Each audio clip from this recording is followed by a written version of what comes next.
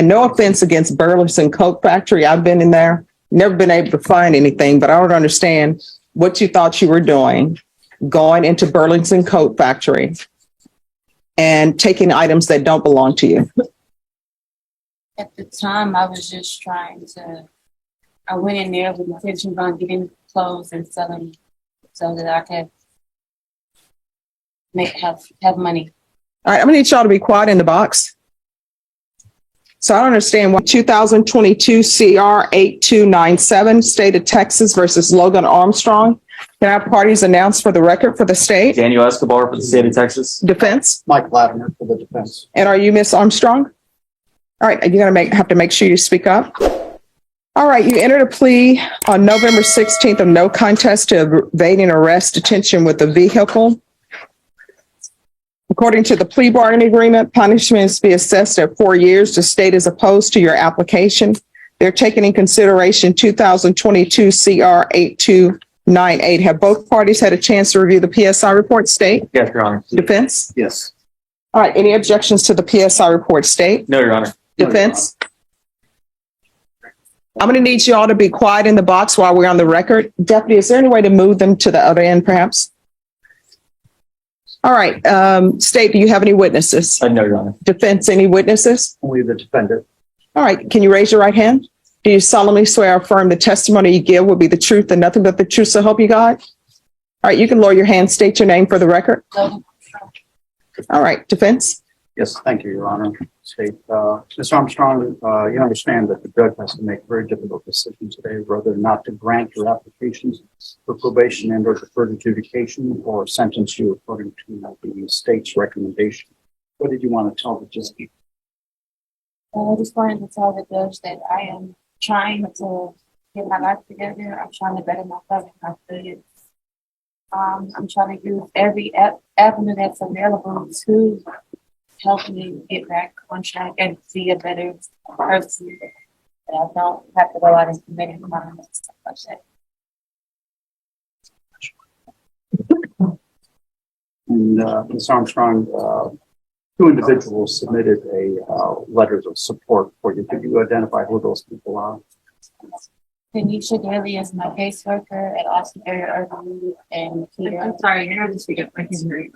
Tanisha Daly is my caseworker at Austin Area Urban League, and Kia Redmond is my. And the last time we were in court, you represented that you were anticipating getting a job. Have you secured a job? Yes. All right, is there a reason why everybody is whispering? I cannot hear. I can't either. So everyone in the box, I'm gonna need you to bring it down a notch. And everyone who's in front of me, speak up so I can hear. I'm thinking everybody wants me to be able to hear so I can make a ruling. Could you describe to the court what job you have secured? I work as a monitor in a homeless shelter in Austin. And how many days a week do you work? It's part-time, so only on the weekends right now. Is it full day weekends? You're anticipating working full-time eventually with this organization? Yeah. Well, I understand your criminal history is rather extensive, correct? Yes. And what can you explain to the judge in regards to what happened in your life that would cause you so many arrests, although there's only 6 convictions? But what happened in your life that would cause you to lead that sort of lifestyle? I was running the streets, being wild. Now pass the witness. Okay. Ms. Armstrong, who else was in the car with you on the day of this offense? Tamara Satellite. Was there anyone else? Yeah. Tamara Akins and Tamara's son. Okay. And so during this offense, whenever the police stopped him, he was unrestrained in the backseat, correct? Right. How old was he? He was 1. Okay, so I also wanted to go just briefly into your criminal history, just very deeply again. So you were placed on deferred adjudication back in 2020 for engaging in full-fledged crime. Is that correct? Yeah. Okay. And that was actually revoked in 2022. Is that all correct? Yeah. Pass it, John. I have nothing further, Your Honor. I have a question. You want to explain to me why you're going into Burlington's Coat Factory, stealing coats, and then running from the police with a 1-year-old in the car? Somebody explain to me, what were your thought process? And no offense against Burlington Coat Factory. I've been in there, never been able to find anything, but I don't understand what you thought you were doing, going into Burlington Coat Factory and taking items that don't belong to you. At the time, I was just I went in there with intention on getting clothes and selling so that I could have money. All right, I'm gonna need y'all to be quiet in the box. So I don't understand why people don't get a job. Whatever happened to getting a job? And whatever happened to, getting a job instead of coming to court and then trying to get your life in order and say, oh, look, I've got a job. People do that every single day. And a lot of times people work jobs they don't want to work. But you know what? When they have children, they knock their pride aside and they'll do whatever they want to do. You think the people who are working at McDonald's want to work fries, although there's nothing wrong with that. But do you think that's their life's dream? I'm going to work fries for the rest of my life. But you know why they do it? Because they got bills to pay. And they're not going to Burlington's Coat Factory, making other people's job hard by stealing items, then running. And I always read the police report. I always read the PSI report and everything that's given to me.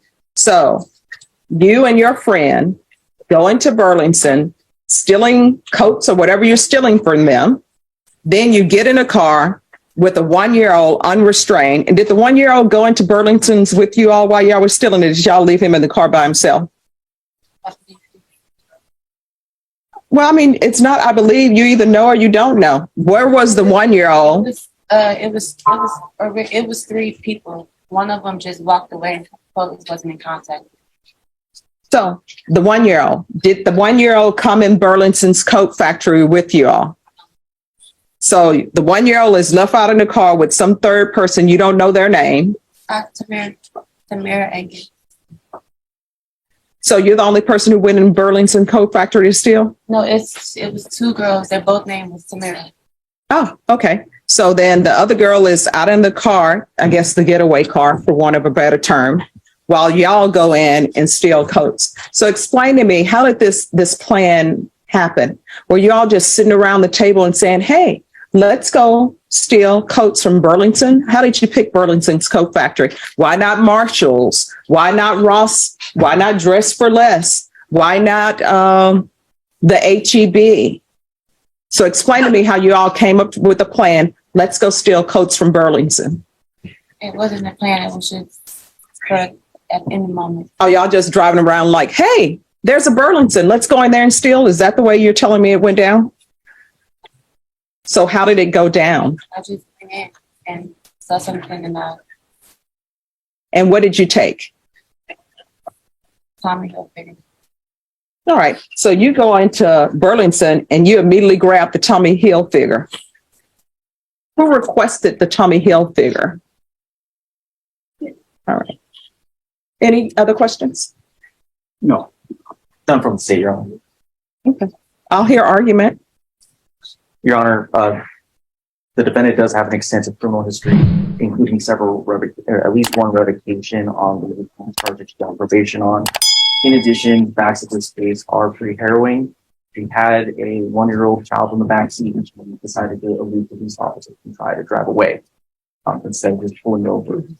The state would recommend that she do time in TDC. This has been something that's been escalating. It's been building up to this point. And at this point, she put someone in that car at risk who had no choice whether or not to be in that car. All right. And I'm assuming this engaging in organized crime is listed as a misdemeanor. Was that filed as a misdemeanor? It was out of McClellan County, Your Honor. I don't know the specifics. Was that a misdemeanor? Yes, ma'am. How much time did you do on that one? 45 days. All right. Defense? Thank you, Your Honor. I believe Ms. Armstrong kind of grew up too fast. She was born in Louisiana. She was 25. 27-year-old. She has a high school diploma. According to PSI, there are no felony convictions. And also what's important, I think, is that there are no drug offenses. Typically, when you see thefts, you see drugs. She was not stealing to satisfy any kind of drug habit. There are only 6 misdemeanor convictions, although I say only, but there's several arrests. Only 6 misdemeanor convictions. She was a member of the Zion Baptist Church. She has 2 children. The father, one of the children who has no criminal history, was tragically shot and killed in 2017. So she was supporting that child. That's the oldest child. She does volunteer work at the home shelter. And she's making these learning boards that while she was detained under this case and under the bond, she was making these learning boards for children to help not only her children, but other children. And it appeared to have picked up, and several people have been buying these learning boards that she's been making for preschool children. She has a mother that's very supportive that she lives with in Temple, Texas. Her father passed away. She is a single mother of these 2 children. She has siblings that also support her. And she has worked very hard to getting this job, and she wants one last chance. And I'm told her it would be her last chance. This is the first felony, and I've stressed upon her that this is very serious, that if she has to comply with every single condition, that she needs to make a copy of the conditions and keep them all over the house if she has to, because I don't want to see her back. She has no intention of coming back here unless it's a discharge of her probation or deferred adjudication. That's it. Thank you. What does he mean you grew up too fast? I don't understand that. Well, I think with her, she was with the kind of people that she kind of lost her childhood when she was doing adult things with adult people and getting her involved in things and made bad choices. All right. All right. This is what the court is going to do. The court is going to find you guilty, sentence you to 3 years in the prison, give you credit for any time served, taking consideration 2022 CR 8298. Court will retain jurisdiction. Showing you what's entitled Trial Court Certification of Defendant's Rights to Appeal. Did you review that document with your attorney? Did you understand it? Did you review that document with your attorney? Which document? This is the document on that you signed the last time regarding no right to appeal. Did you review that with your attorney? Did you understand it? All right, because this is a plea bargain agreement, because I followed your plea bargain agreement, and because you waived your right to appeal, you do not have the court's permission to appeal. Do you understand? Can I Sure. before I'm taking custody, can I see my kids outside? No, there are some security issues, so that can't happen. Who's outside with your children? My boyfriend. How long have you known this boyfriend? Almost 2 years. We have my youngest kid is No. In 2023 CR 2055W, State of Texas versus Kiara Gomez. Can I have parties announced for the record for the state? Jason Garahan, Your Honor. Defense? Will Brooks for the defendant, Ms. Gomez. And are you Ms. Gomez? Yes, ma'am. Showing you what's entitled Motion to Enter Adjudication of Guilty and Revoke Community Supervision. Did you review that with your attorney? Did you understand it? Yes, ma'am. Are you the same Kiara Gomez who was placed on deferred adjudication in 2023 CR 2055W for the offense of theft, $150,000 to $30,000 of a vehicle on March 9th, 2023 for a term of 3 years? Is that you? Yes, ma'am. State? Violated condition number 4, in Bexar County, Texas, the defendant, Kiara Gomez, did then and there fail to report to the supervision officer as directed for the months of April 2023 in violation of condition number 4. How do you plead to that? True or not true? True. We'll waive the remaining violations. Any objections? No objections to the waiver, Judge. Did you understand by pleading true to the violation of condition number 4, the court could find it true, grant the motion, find you guilty, sentence you up to 20 years in prison and up to $10,000 fine? Yes, ma'am. Knowing that, do you still wish to plead true to violation of condition number 4? Yes, ma'am. Court will find violation of condition number 4 true. Is there an agreement? There is not, Judge. It's open. I mean, it's, Yes. quasi agreement, but it's open to the court, Your Honor. The state's just open to the court.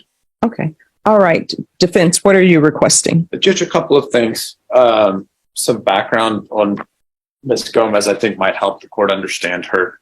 The nature of the underlying case itself was she took an ambulance for where she lives in Eagle Pass and was driving herself to treatment because she was using at that time, her drug of choice was methamphetamine. I believe that was January of this year. 31st. She was granted probation by the court and she went to an inpatient recovery program. Is that right? Yes, after being released. After being released, she doesn't have any sort of ties to our community, Judge. She finished her time up there and then you said you... I went back home. Okay, she went back home to Eagle Pass at that time, Judge. She's not been on probation before, so this is new to her. But obviously a personal responsibility issue, Judge. She is Kickapoo, Judge. That's her community down there. I spoke with a gentleman named Raul, and he is a staff member at New Hope Healing Grounds. I'm sorry, New Hope. New Hope Healing Grounds, Judge. Mm-hmm. And that is the treatment facility they have on the reservation where she lives, Judge. There are no inpatient facilities. I checked with both him. She's unable to access it through them because of her status right now. And then additionally, I reached out and spoke with the state representative for that area, which includes Maverick County. And because of the size of the county and lack of population, there's no specialty courts, there's no inpatient facilities. So this would seem to be the best option for her, Judge. Mm-hmm. She does have, and Mr. Rowell with New Hope Healing was able to verify that she has a place to live there, and her sister would be living with her on the reservation in the same place where the facility is located. So in other words, they're in the same community. And they are responsible for transportation to and from meetings and things of that nature. So they'll help her in that regard. All right. So this is a transfer to Eagle Pass, To Maverick County. Maverick County. And this is still in Texas, correct? Yes, it is, Judge.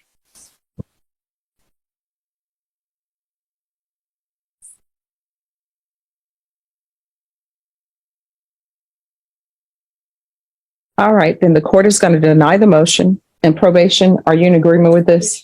Thank you. Court is going to deny the motion, auction amend conditions to include a transfer to Maverick County and also for her to receive treatment through New Hope Healing Grounds. You're to follow all recommendations and conditions of New Hope Healing Grounds. You're to provide a release to probation so they can be updated on your progress. And probation, is there anything else? Your Honor, just until the transfer is complete, we would ask that she would report virtually. Okay. All right, and you're to report by Zoom every 2 weeks until transfer. And are they going to be addressing prenatal issues with her as well? I think, did you tell me your sister's in there? I think she's actually going to have access to all the services through this, Judge, and on the reservation as well. Yeah. All right, so you're going to have to provide proof of the prenatal care to probation And as far as that you're getting that done and you're taking care of that. that means my doctor visits, right? Yes, your doctor visits. And Judge, if I may, Yes. in speaking with the center, they're going to arrange for her for transportation down there tomorrow. Okay. But if the court could order no release except to them. Yes, I'm putting in there, I'm sorry, I probably didn't say it on the record, but she is to be released to an official from New Hope Healing Grounds only. Thank you, Judge.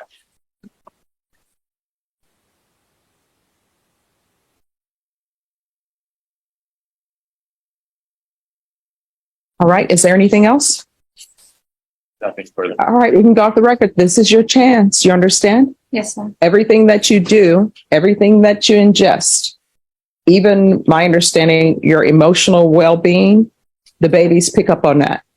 So if you want your baby to be born healthy and have a great chance and I want to say, to come into this world, having great opportunities, it's going to have to start with you. You understand? Yes, sir. And this court, probation, communication is key. If something is happening at the facility that you're being transferred and you feel as though they're not addressing issues or you feel it isn't what you thought it was, instead of up and leaving, you need to contact probation. And then we can all address those issues by Zoom. Yes, sir. And if that were the case, I will even ask Mr. Brooks to be placed back on your case since he's aware of everything and aware of different programs that may be available. And I will tell you this, the fact that we were just here so recently and Mr. Brooks immediately got on top of everything and calling people from out of county, he did great work by doing that. Okay. All right. You're welcome.